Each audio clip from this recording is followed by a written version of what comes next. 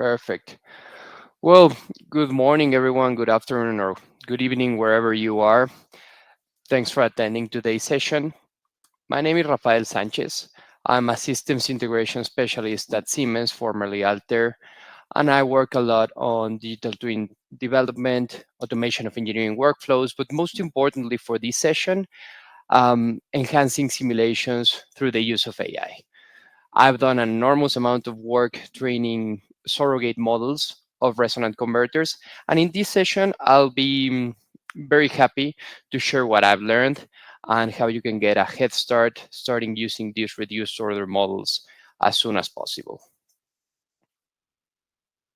Oh, before I properly start, we will be having brief pauses for questions at several moments during the session, but please feel free to type your questions in the chat box.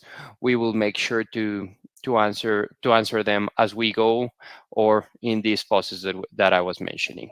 So before actually delving in the romAI models, the AI resonant converter models, let me put a bit of context in front of us, please. What are resonant converters? Well, in short, they are devices that take advantage of their natural frequency to efficiently convert power. And this principle, put at a very high level and very briefly, has very huge advantages. These these devices can run under soft switching, and that allows for them operating at very high efficiencies. And also the components that comprise them naturally filter out high frequency noise. And a consequence of that is that they produce low EMI. And these huge advantages have made them trending trending devices in applications such as onboard chargers for electric vehicles, data centers for AI workloads. So they're getting a lot of traction these days. However, they are highly nonlinear devices and they are really hard to control when compared to other converters. But that's not necessarily bad because this session focuses on creating reduced order models of resonant converters because in part because they are the sort of a hard device to model. The idea here is that if you can model these resonant converters, you will have an easier time modeling other kinds of converters. And remember, all the lessons that I'll share here, all the tips apply for these resonant converters, but also to any kind of power converter, and even more so to any kind of system. So first, what is the problem and why would we need reduced order models?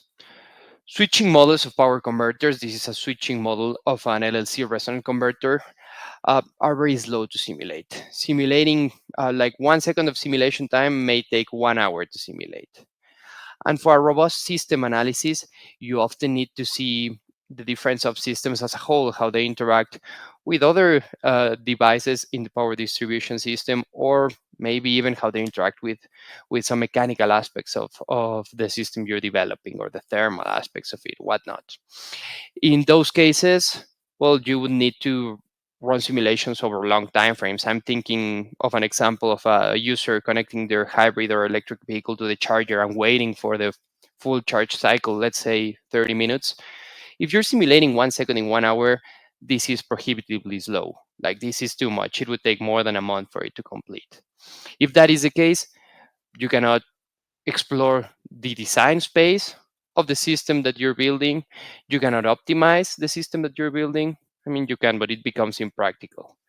So that's where AI reduced order models help. These reduced order models only capture the relevant phenomena. There's no switching involved, so they are much more computationally lightweight. Here, the schematic that just popped up to the right is the equivalent to the switching model of a resonant converter. It's just a tiny and very efficient reduced order model that avoids all the switching. It reduces hours long simulations into seconds, and crucially as well, it still keeps the dynamics of a system. So at this point, you might say, well, this is a perfect solution, then yeah, we're done.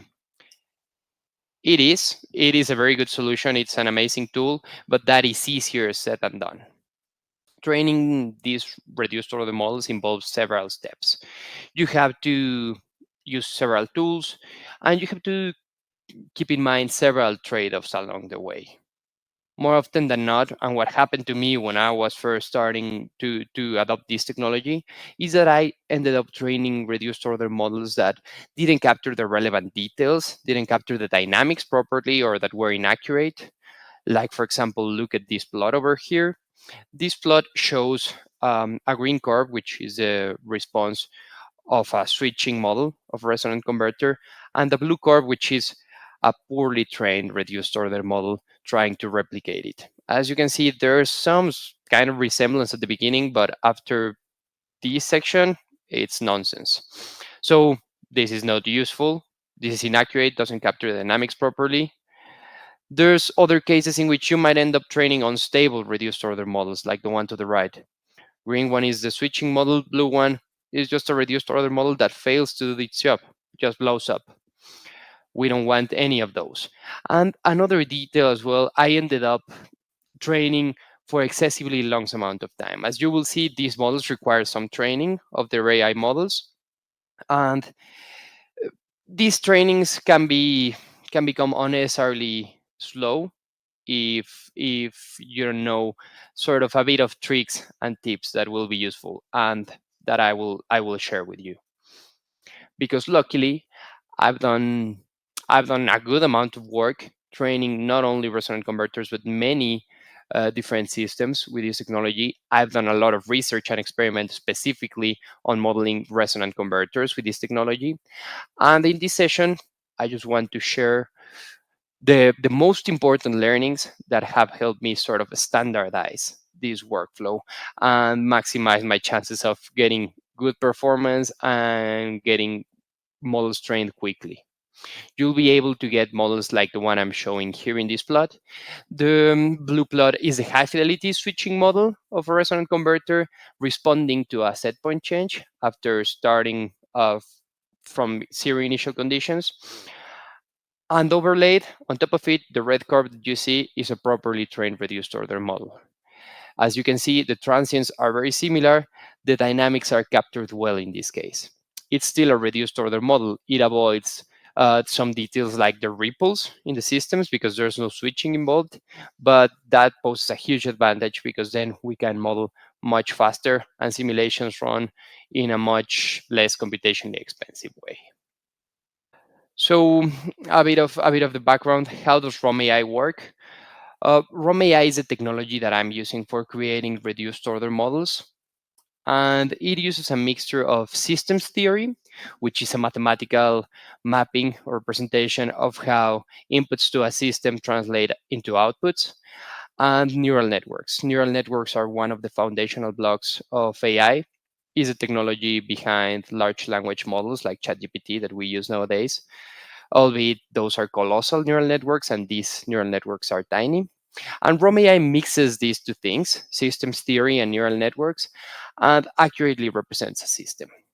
This technology is very similar to what has been called deep state space models in the literature. And what it does basically is that it approaches state space matrices of the system. It uses some sort of training data to approach a representation of the state matrices of the system that we're studying. As I said, the workflow often requires several tools and several trade-offs. Talking about the tools specifically for this application, we need a tool for defining and simulating the high fidelity switching model. In this case, we're using PSIM. Then you could do this next step manually, but it's much better if you use a specific tool for running several of those high fidelity simulations at different points in the design space according to the expected conditions or the desired conditions of the system. For that, we're using HyperStudy, but we could perfectly use sim center hits.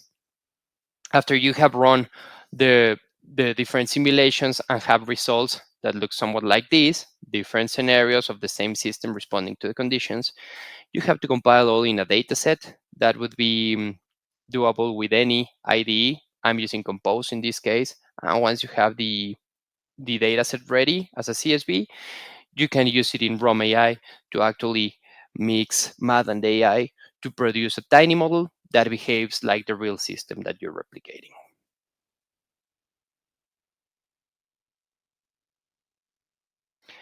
And the process, regardless of whether you're doing this for resonant converters or other kind of power converters, always follows 4 steps. This 4 steps process looks something like this. First, you have to define sort of get the context out of your problem and define the system. You have to configure whatever you want to capture out of the system that you're studying, the dynamics to capture. Maybe you want to predict output voltage, maybe you want to predict the output current of the device, maybe you want to predict the increase in temperature, and many more. First, you start sort of defining the problem. Afterwards, you generate the data for romAI to train with. You run multiple simulations exploring the expected operation space. I'm using HyperStudy for this, as I said.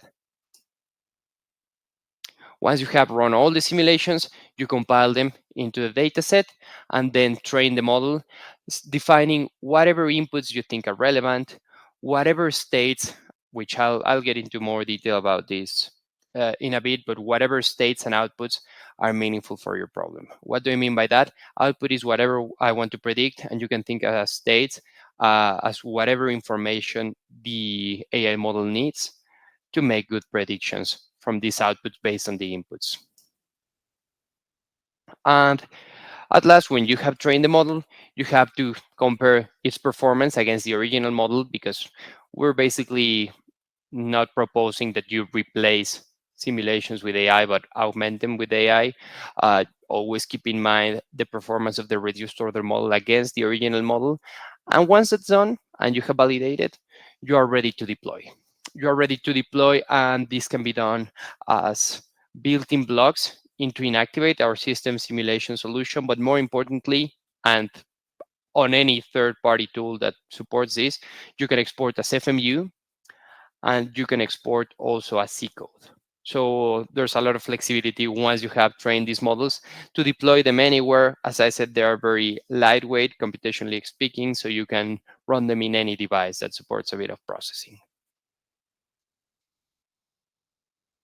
So now I want to show you at a very high level and very briefly what the process looks like, from taking the switching model and defining the problem, what we want to predict, to creating the data and then training the model. So as I said, let's define our problem, what we want to model. Let's create a data set out of it and train a reduced order model. I'm jumping to PSIM, and this is a resonant converter that I want to model using AI. The problem that I'm defining is basically this. For a given input voltage and a given reference voltage set in the control loop, let's predict how the output voltage behaves. Let's predict how the device produces the output voltage. I've run the simulation already, and this is sort of how it can respond. The green curve here is the reference voltage. Red curve is how the output voltage is ramping up. And here we have the control signal. I am plotting it here, and I consider it's relevant because I'm going to use it for training the model. Why? Because as I said, I want to keep the control loop, but substitute this plant for the AI model. So as such, I'm going to drive it with a control signal.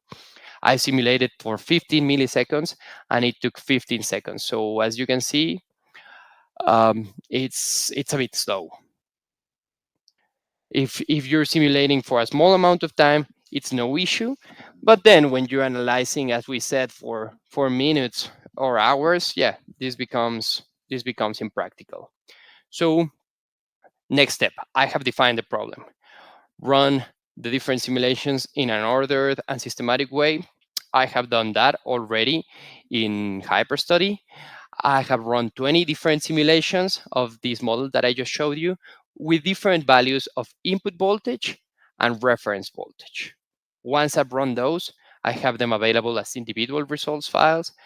And I like to use Compose to process the data into a single data set. This is an IDE very similar to MATLAB for anyone who has experience with MATLAB, specifically geared towards interaction between our different products. But here, What I'm doing is just reading the results coming out after the HyperStudy study. And what I'm doing is plotting this signal for me to be able to make sense out of the data, to ensure that this is actually quality data that I want. The resonant converter is responding at different input voltage to different voltage references. Results look good.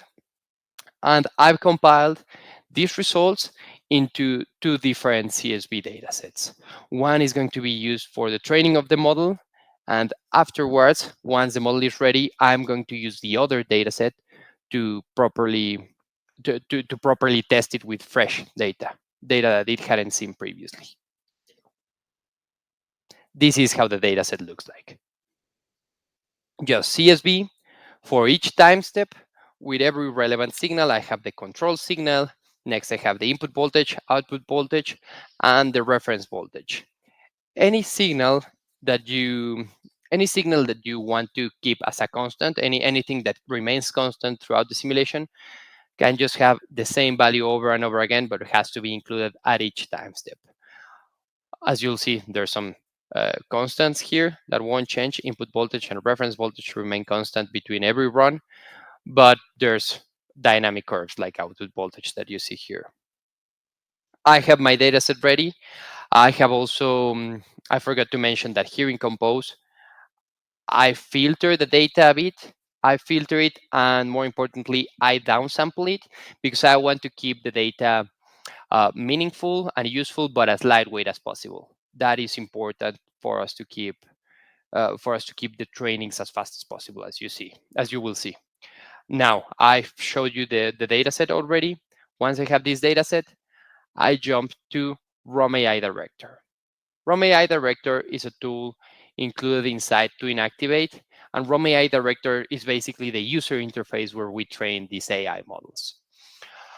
It consists of 3 steps: preparing the data and ensuring that it's correct, defining how you will train and the architecture of your model, and just reviewing the performance of your model. The first step, preprocessing, involves filtering the data if desired, but I have my signals here. I can visualize the different runs to see, again, as well as in Compose, that everything is working correctly. A bit of filtering is done here as well. Let me show you. At this point, filtering is minimal, but I have filtered this curve to be as smooth as possible. Hopefully you will see that the original signal is the blue one, and I'm filtering it again at a frequency of 20 kilohertz to make it as smooth as possible. As I said, at this point, because I've filtered already in Compose and downsampled as much as possible, this difference is minimal, but I like to keep my data high quality. Once I have done that, I can take that data set and go into the Builder tab, which is the tab in which I define the architecture, define the inputs and outputs of the reduced order model, and define the training. For this problem, as I said, for a given input voltage and the control signal driving the control loop, I want to predict output voltage. With that said, then inputs are the control signal, the switching frequency, and input voltage, and the output that I care about is the output voltage.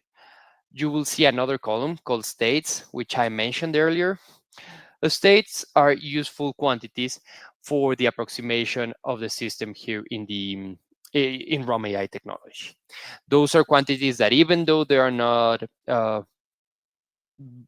visible once the model is defined, are just kept internal and are kept, more importantly, constant in the model. Between time steps, there cannot be an abrupt jump. So, as I want to predict the output voltage, this is going to be my only state as well. Models here are very lightweight. It's a very tiny neural network. I'm going to training for 200 epochs, and there's a feature for saving the weights of the model every 50 epochs. Let me run and I'll explain what that means for anybody who is new. Now I can see the progress over here as it runs over the 200 epochs. It's loading right now, but basically, the number of epochs you could sort of translate it to the number of times the model is going to iterate, training throughout the full training data, and it's going to adapt its weights to it. And the fact that we can save the weights of the model at several points in the training, it's good because we can just leave the model running and then pick the one that performs the best without worrying about training it too little or too much. We can pick the sweet spot. As you see, the model is almost done. These models are very quick to simulate, and there is a huge advantage in that. Let me jump back to, this is the next tab, but I'll jump back into this one to show you this feature of auto exploration.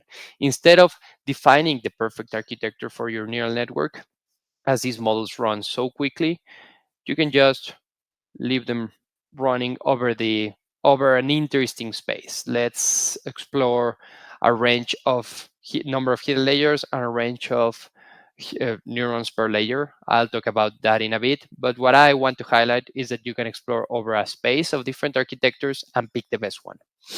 As I said, these models are tiny, so they run fast. Once that is done, jumping back the to the results here, this is the curve that shows basically how the model was improving, how its loss function was decreasing while trying to approximate the responses of the training data set.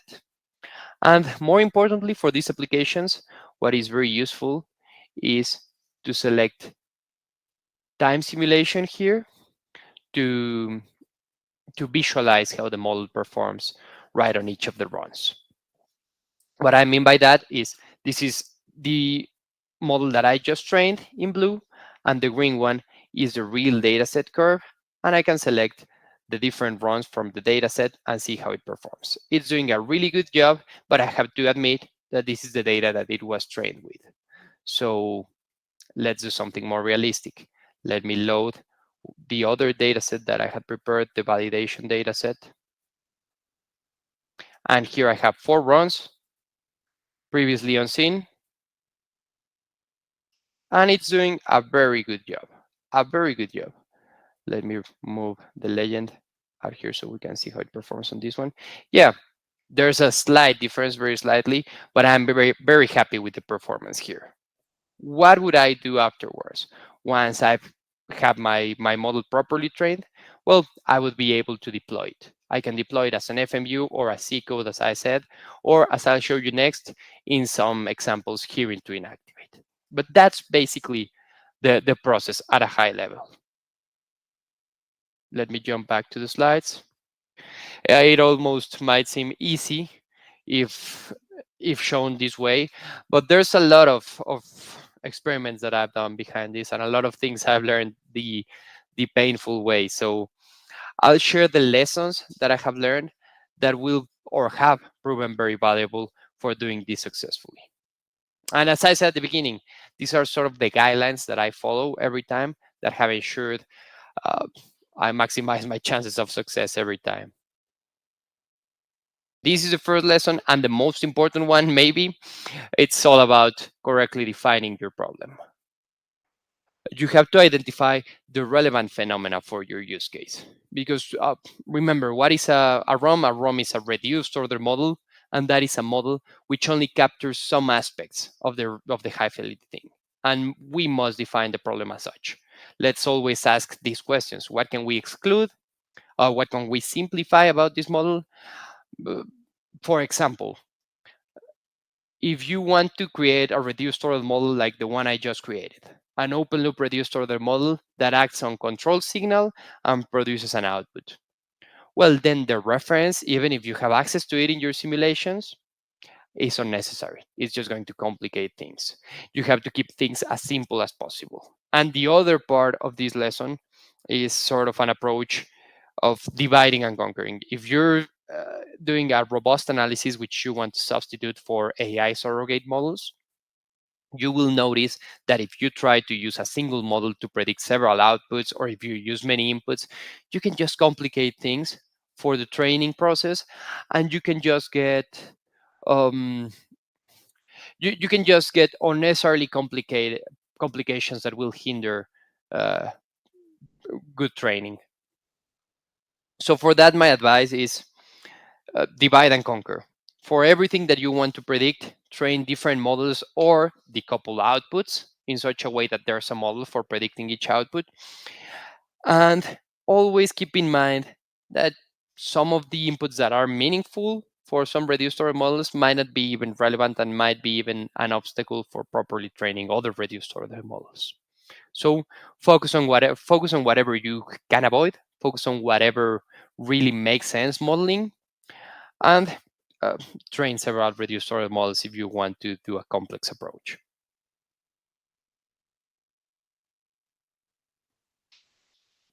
Next lesson, and after this one, I will pause again for answering a bit of the questions that are present.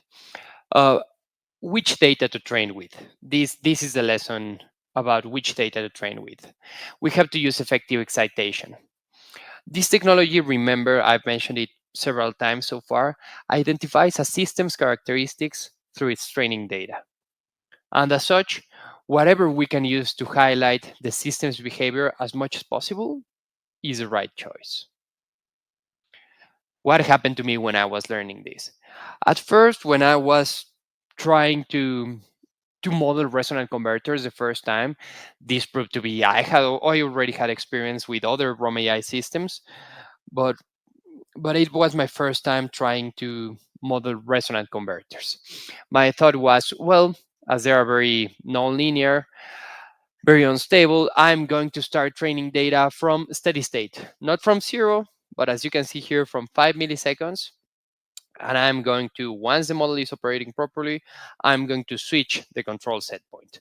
That way I will highlight the sort of the behavior as it switches from one set point to another.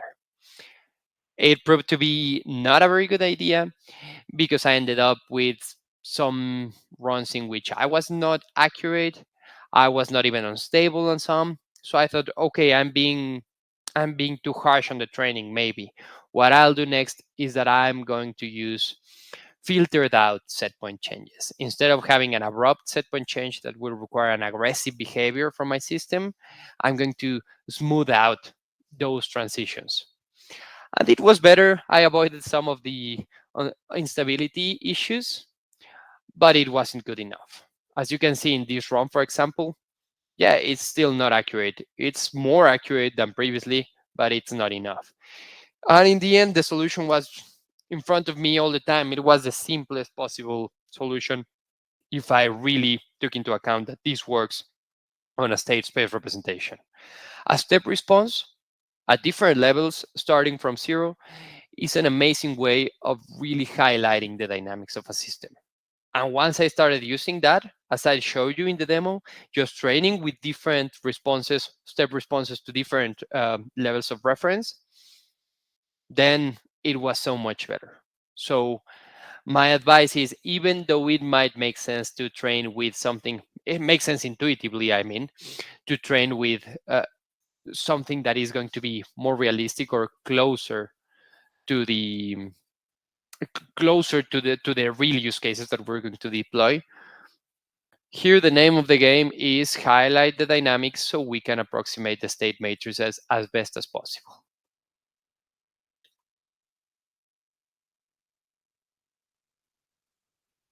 Okay, the next one is about the network architecture. Um, these neural networks, as I've already showed you, are really small. And remember, these things can get colossal. This is the technology underpinning the large language model. Those can have billions or I don't know if trillions of parameters, but those are huge. These things are tiny, absolutely tiny. I'm talking about less, well, you can increase that, but my recommendation is to keep them below 4 hidden layers and below 40 neurons per layer. You can, if you do that, you will get the best performance, and also the training will be faster. Let me show you with some plots. I After training a lot of neural networks in a systematic way, this includes hundreds of simulations, I found the sweet spot for the architecture or the limits of the architecture of your neural networks. Here in this plot, you will see the number of hidden layers used in a reduced order model for training the number of neurons per hidden layer, and this is basically the score, the you could say the accuracy of the model after it's being tested with a totally new data set. Small models here would be 2 hidden layers, 20 neurons per layer. Here we would have big models, 70 neurons per layer and 4 layers. You will see that small models tend to perform much better. And that's not the only thing. Something that might be even more important is training time. Small architectures are easily, just as you saw, easily trained under a minute. If you jump to, for example, 4 hidden layers to more than 50 neurons per layer, you end up with training times that might take as much as 5 minutes per neural network. If your intention is to iterate over several designs and then evaluate what's better, uh, it might be a bit of a painful process. And to give you a little bit of context, what are we talking about? What are these? For anyone who is unfamiliar with deep learning fundamentals, what is the number of hidden layers? What is the number of neurons? What does that mean? Well, take this example into account. Other than the inputs and outputs, anything that's between is a hidden layer, and the number of circles here is the number of neurons.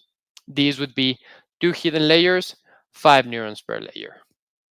What's my standard uh, recommended architecture to start with when dealing with a new problem? I do 2 hidden layers and 20 by 20. 20 neurons per hidden layer, and that's very easy to remember. You won't forget because by default, when I remove auto exploration, this is the first architecture that romAI proposes. This keeps things ultra lightweight, and it's very good at approximating with good performance whatever system you're trying to model. You might end up needing more neurons and more layers. It's just a matter of exploring over the different over the range of interest, and you will find the best performing architecture. But this is the way I always start. Don't think that you have to go and use a huge neural network. It's actually the opposite to that. You have to keep things as simple as possible. Otherwise, as I said, we will become less accurate, and these trainings will take a lot of time to complete itself. But remember, these are soft rules. It may be that it works for you when working with power converters, you're very happy with it, then you go and model another kind of device. Yes, these are good recommendations. By all means, follow them. And if you are having issues, and don't be afraid to ignore this and think out of the box to explore different possibilities. And the last lesson that I wanted to mention is keeping the dataset lean. It's good to train over many runs, but sadly, it slows the training down. The more runs you have, the more complete the training is going to be, but the slower it becomes. So, as I had said before, one of the key aspects is to pre-process the data. You have to downsample it, and you have to filter it. So it's as smooth as possible, looks as good as possible, but lightweight. So that way you have a complete data set and you don't take too much training. I found some key recommendations here that will address some of the previous questions. I found that for these applications, 16 runs, more than 16 runs, yields minimal improvement. As you can see from this plot, how the error is reduced by increasing the number of runs. If you continue going through here, improvement is minimal and training becomes slower.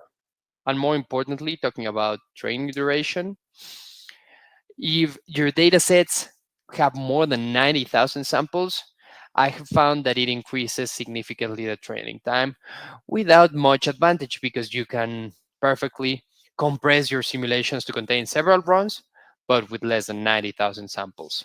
You can see here in the second plot how the training time drastically increases after this point. And as I said, the correct approach to romAI is not to get the absolute best architecture, but explore over a range of possible architectures and pick the best one after training.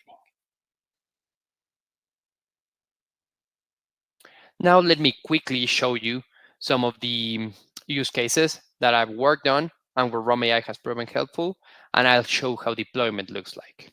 The first one I want to mention is Resonant converters charging a battery in parallel.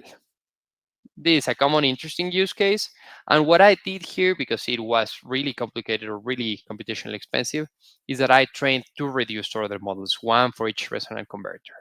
And these have tiny differences. As you can see here in the plot, I'm overlaying the response of each converter to each of the reduced order models. There's a lot of ripple in the switching model because they're sharing how they fit the load. But once you add those two and capture the effect on the load, you will see it's identical. What is this problem? What is this jagged curve? Uh, why is this curve being shown that way? To train the models and test their performance, I just used a random set of set point changes, just a train of different preferences to see how the model adapts to the different operational spaces, and more importantly, how closely it resembles the dynamics of the real thing. So that's why I will show you in all of these use cases. This one help help take down the running time of 43 minutes for 20 seconds of simulation time all the way down to 12 seconds. And this is how it looks like. Let me close this. This is to inactivate our system simulation solution, and it features co-simulation with a switching model in PSIM, just like the one I showed you here. It's connected to inactivate.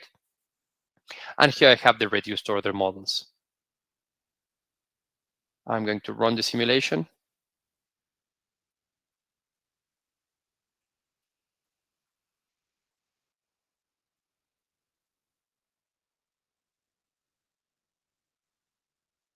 And as you can see, the reduced order models highlighted in red are very accurate compared to the high fidelity switching models.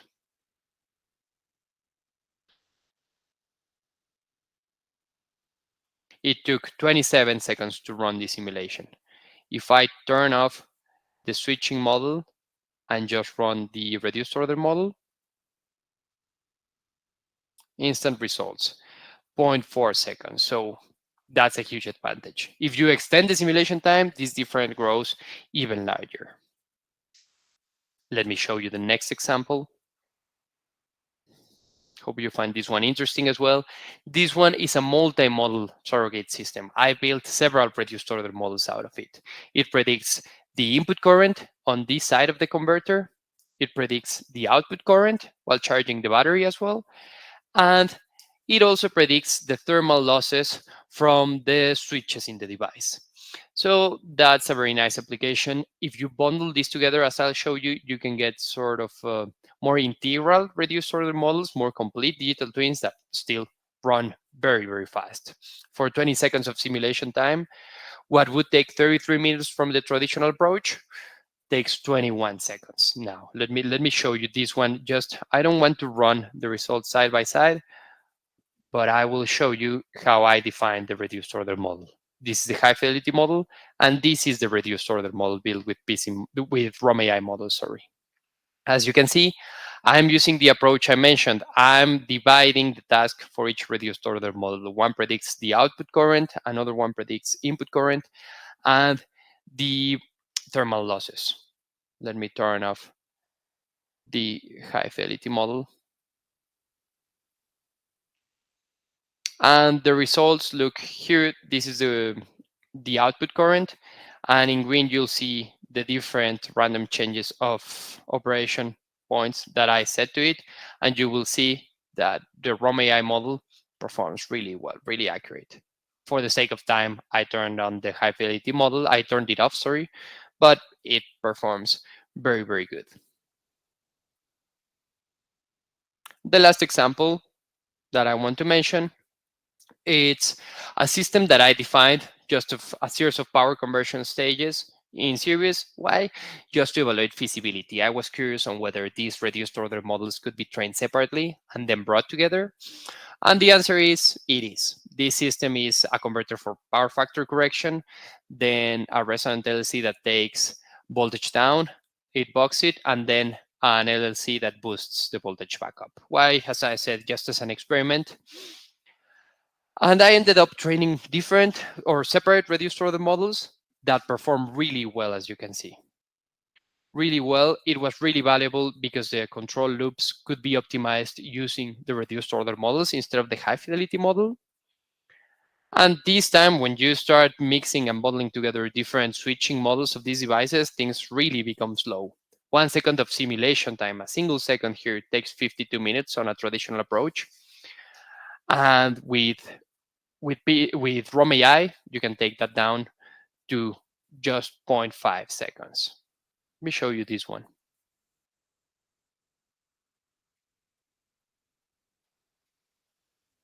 I'll run only the romAI model as well because it would take too long.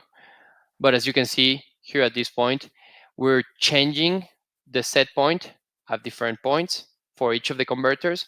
And the converters as a whole act as a real system. So it's really valuable to substitute if simulation time is something that you want to reduce, it's super valuable to substitute whatever you can for the surrogate models that will allow you to focus on some other aspects of it.